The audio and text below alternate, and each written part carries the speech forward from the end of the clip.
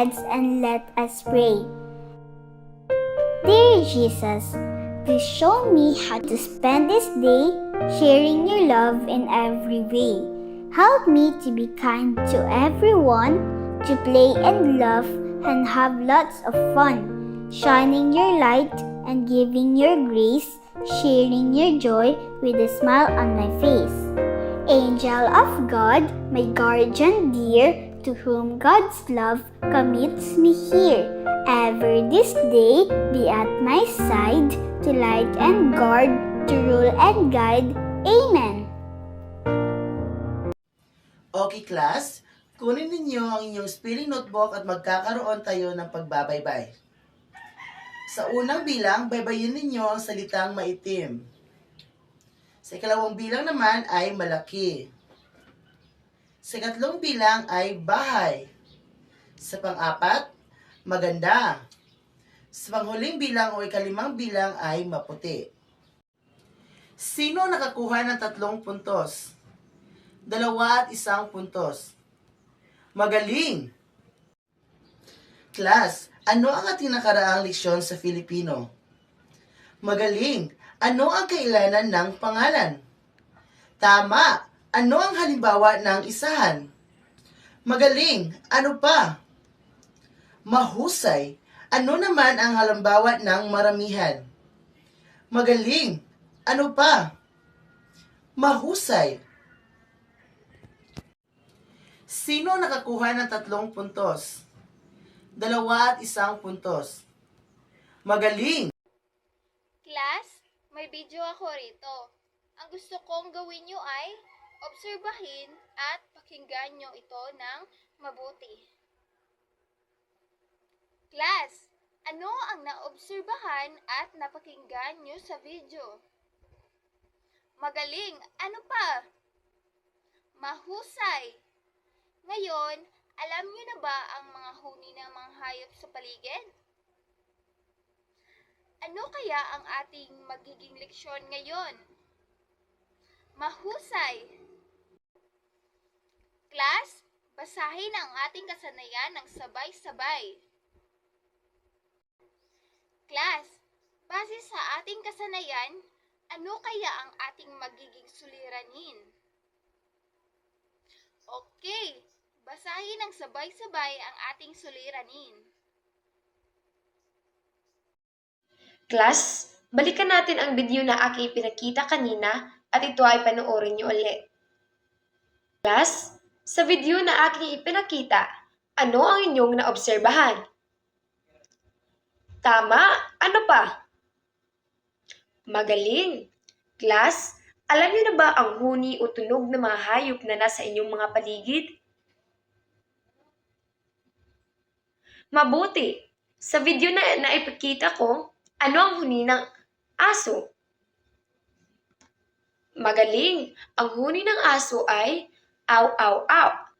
Madalas pa kayong nakakarinig ng huni ng aso? Kailan kayo madalas nakakarinig ng mga huni ng aso? Tama! Ano pang hayop na madalas niyong naririnig sa paligid? Tama! Ano pa ang huni o tunog ng mga hayop na inyong maririnig sa inyong paligid? Okay. Class, alam niyo ba ano ang tunog ng pusa? Magaling! Ang tunog o huni ng pusa ay meow meow. Kailan kaya madalas maririnig ang huni ng mga pusa? Tama!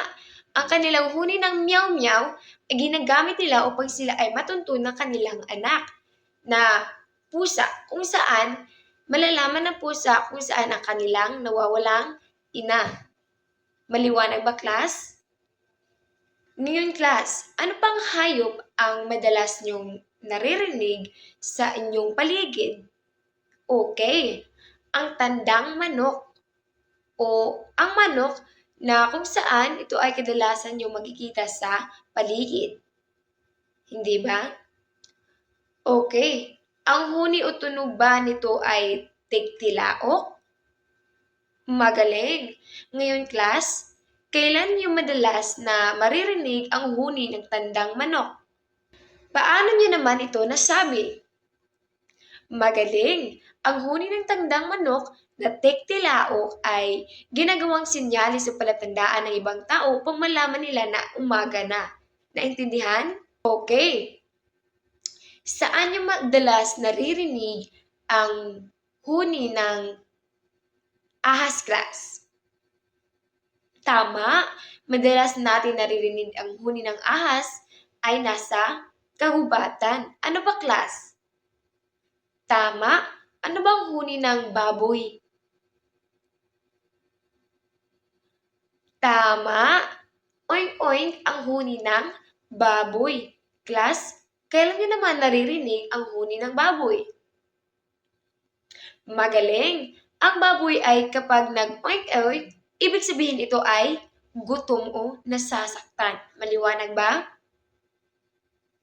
Magkakaroon tayo ng karagdagang pagsasanay kung saan hatiin ko kayo sa dalawang grupo dahil magkakaroon tayo ng paligsahan.